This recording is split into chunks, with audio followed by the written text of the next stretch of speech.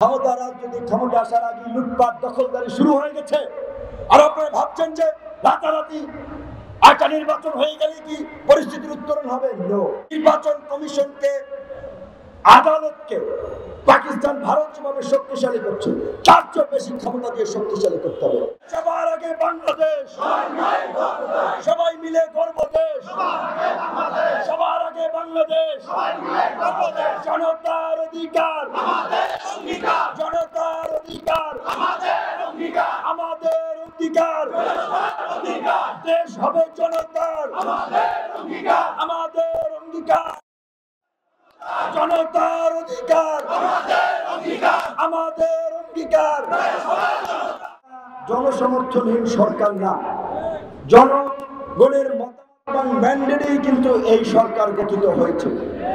আমরা ছাত্র জনতা সবাই মিলে তো এই সরকারকে সমর্থন দিয়েছি।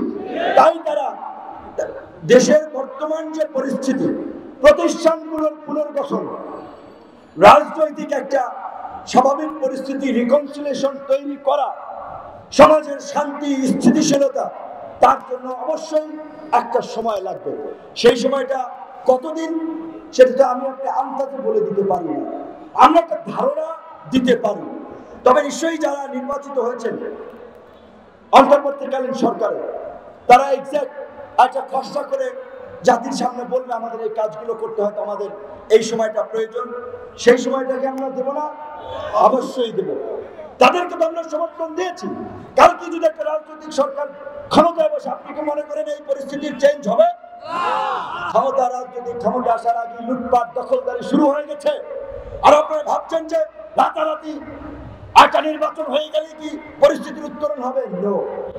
নির্বাচন কমিশন পুনর্গঠন, জুডিশিয়াল সিস্টেমের পুনর্গঠন, দুর্নীতি দমন কমিশন, মানবাধিকার কমিশন, তথ্য কমিশন, এরকম সাংবিধানিক প্রতিষ্ঠানগুলোকে শক্তিশালী করা, গণতান্ত্রিক প্রাতিষ্ঠানিক রূপদানের জন্য নির্বাচন কমিশনকে, আদালতকে পাকিস্তান ভারত যেভাবে শক্তিশালী করছে তার চেয়ে বেশি ক্ষমতা দিয়ে শক্তিশালী করতে হবে। আমাদের বিচার বিভাগ নামে মাত্র স্বাধীন বলা হচ্ছে, নির্বাহী বিভাগ থেকে আলাদা, প্রকৃতপক্ষে নির্বাহী বিভাগ থেকে আলাদা নয়। কাজেই এই সুপ্রিম, আপনার উচ্চ আদালত, নিম্ন আদালতের যে নিয়োগ, তাদের আপনার বিরুদ্ধে শাস্তিমূলক পদক্ষেপ নেওয়া, যেটা সিনহা সাহেব কথা বলতে গিয়ে শেষ পর্যন্ত চাকরি হারিয়েছেন, সেই বিষয়ে আমাদেরকে পদক্ষেপ, বিচারকদেরকে কারো মুখোপেক্ষী যেন থাকতে না হয়, তার জন্য একটা সময় লাগবে। এত অধৈর্য হয়ে আগে বিভ্রান্তি ছড়ালে, বিভ্রান্তিকর কথা বললে রাজনৈতিক মহলে মিশ্র প্রতিক্রিয়ার সৃষ্টি হবে, জাতি বিভ্রান্ত হবে। আমরা পরিষ্কারভাবে বলি, অন্তর্বর্তীকালীন সরকারের যে নির্দিষ্ট সময় প্রয়োজন, তারা রূপরেখা সহ জাতির সামনে উপস্থাপন করবে। আমরা রাজনৈতিক দল অবশ্যই সেখানে সমর্থন করব। কথা হচ্ছে, অন্তর্বর্তীকালীন সরকার হয়েছে, আগামীতে আমাদের প্রত্যাশা অনুযায়ী একটা অবাধ, সুষ্ঠু, নিরপেক্ষ নির্বাচন করবে, নির্বাচিত প্রতিনিধিদের কাছে ক্ষমতা হস্তান্তর করবে। কিন্তু গত 15 বছরে যে ফ্যাসিস্টরা জনগণের উপরে নির্যাতন, নিপীড়ন, গুম খুন চালিয়ে এই বাংলাদেশকে একটা নরকের বাংলাদেশে পরিণত করেছিল, তাদের কি হবে? ফ্যাসিস্ট এবং ফ্যাসিস্টের দোসরদেরকে আইন করে নিষিদ্ধ করতে হবে। জার্মানিতে, নাৎসিরা, ইটালিতে এইভাবে যেভাবে নিষিদ্ধ হয়েছিল, পরিষ্কারভাবে এই ফ্যাসিস্ট শক্তি এবং তার দোসরদেরকেও নিষিদ্ধ করতে হবে। সেটা করবে আমাদের এই ম্যান্ডেট, জনগণের ম্যান্ডেট নিয়ে ক্ষমতায় বসা অন্তর্বর্তীকালীন সরকার। আমরা তাদের কাছে দাবি জানাই, একই সাথে আমাদের খাতির, আমাদের বন্ধু রাষ্ট্র, প্রতিবেশী রাষ্ট্র, বউ পাল্টান যায় কিন্তু প্রতিবেশী পাল্টান যায় না, অনেকে বলে। তো প্রতিবেশী আমরা পাল্টাতে পারবো? তো এই প্রতিবেশীর সাথে আমরা ভালো সম্পর্ক চাই, তারাও চায়। প্রতিবেশীর সাথে আমাদের চুক্তি আছে, বন্দি বিনিময় চুক্তি।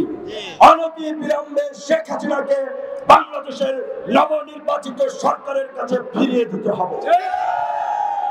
শেখ হাসিনার বিচারের মাধ্যমে বাংলাদেশ সহ সারা বিশ্বে দৃষ্টান্ত স্থাপন হবে, যেন আর কেউ জনগণের বিরুদ্ধে গুলি চালিয়ে গণহত্যা করে ক্ষমতায় থাকার বিষয়। ভারতকে পরিষ্কারভাবে বলতে চাই, সম্পর্কের ছন্দপতন যদি না করতে চান, শেখ হাসিনাকে কোন দেশে পাঠাবেন এই সমস্ত তদবির ওকালতি না করে অনতি বিলম্বে বাংলাদেশে ফেরত পাঠান। এবং আমরা আজকের এই সমাবেশ থেকে বলছি, শেখ হাসিনাকে যদি ফেরত পাঠানো না হয় অনতি বিলম্বে গণ অধিকার পরিষদ ছাত্র জনতাকে নিয়ে শেখ হাসিনাকে ফেরানোর দাবিতে ইন্ডিয়ান হাই কমিশন ঘেরাও কর্মসূচি। সিদ্ধান্ত আপনাদেরকে নিতে হবে, আপনারা সম্পর্ক রক্ষা করবেন নাকি সম্পর্ক সেভ করবেন। কিন্তু আমাদের কথা পরিষ্কার, আমরা সবার সাথে সম্পর্ক রেখেই সামনে এগিয়ে যেতে চাই। আপনারা গত 15 বছরে যা করেছেন সেই যা কোন প্রতিবেশী স্বরূপ আচরণ ছিল না। আপনারা এই দেশে শুধু প্রাচীর শক্তিকে ক্ষমতায় থাকা না, ভিন্ন মত এবং বিরোধীদের নির্মূল করার জন্য গুম খুনের মতো জঘন্য ঘটনাগুলোকে আপনারা সমর্থন করেছেন। এবং আপনারা আপনাদের এজেন্সি সহ এখানকার এজেন্সি জয়েন্টলি আপনারা খুন করেছেন, যেই কারণেই সাংবাদিক কাজলকে বাংলাদেশ থেকে পাওয়া যায় ইন্ডিয়ার বর্ডারে। বিএনপি স্থায়ী কমিটির সদস্য সাবেক মন্ত্রী সালাউদ্দিন সাহেবকে উত্তরা থেকে তুলে নেওয়ার পরে তাকে পাঠানো হয় শিলংয়ে। এই কয়েক বছরেও ভারত সরকার একটা প্রধান রাজনৈতিক দল ক্ষমতায় ছিল, সরকারে ছিল, তার মন্ত্রী ছিল, তাকে দেশে আসতে দেয় নাই। অনেক ক্ষত আপনারা তৈরি করেছেন এবং এই দেশের মানুষ আপনাদের এই ক্ষমতার বাহাদুরি শুধুমাত্র শেখ হাসিনাকে পরাজিত করে নাই, পাকিস্তানিদের মতো এই দ্বিতীয় মুক্তিযুদ্ধে ভারতীয় আধিপত্যবাদকেও পরাজিত করেছে। কাজে আমরা পরিষ্কারভাবে বলতে চাই, বাংলাদেশে পিলখানা বিডিআর বিদ্রোহ, হেফাজতে ইসলামের উপরে নির্বিচারে হত্যাকাণ্ড, এই সমস্ত ঘটনার জাতিসংঘের অধীনে তদন্ত হতে হবে এবং আন্তর্জাতিক আইন অনুযায়ী মানবতা বিরোধী অপরাধে আইন শৃঙ্খলা বাহিনী সহ সরকারের যারাই জড়িত ছিল তাদেরকে বিচারের মুখোমুখি করতে হবে। প্রয়োজনে